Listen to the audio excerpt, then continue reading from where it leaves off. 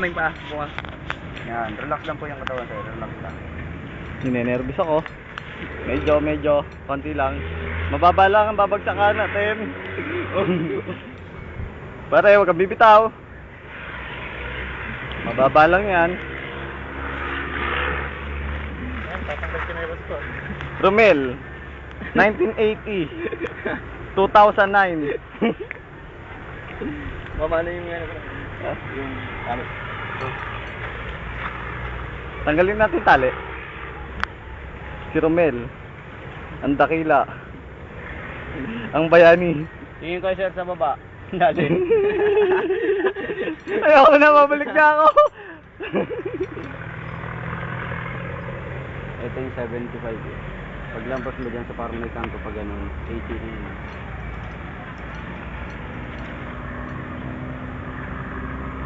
Naghahanap kami ng side dito para sa 90 degrees, wala kami makuha ng side. Diyan, sa paligid. So ikot-ikot yun. Para diretso talaga nakagano, para nakakatalong ka. Diyan di pwede eh, no? Hindi ko makakatalong ka. Lakad lang Dapat talaga. may, ano ba yung tubig? Dapat nakadiretso lang? Diretso? Mas maganda. Pwede rin nakabend ng konti, basta pag nilawagan mo yung kamay mo, isabay mo yung lakad mo.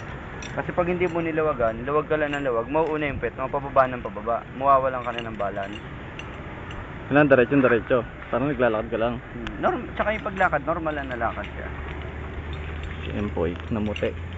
Ninenervyos. Kanina. Ayun, umayaw na yung isa. Eh sir, tapos, Ayaw mo na! Bumitaw ka na! pwedeng lawagan mo yung hawak mo. Para mabilis ang bagsak. Yung parang tumatakbo, para hindi siya na, yan, sige, medyo bilis, para hindi nakakangawit sir.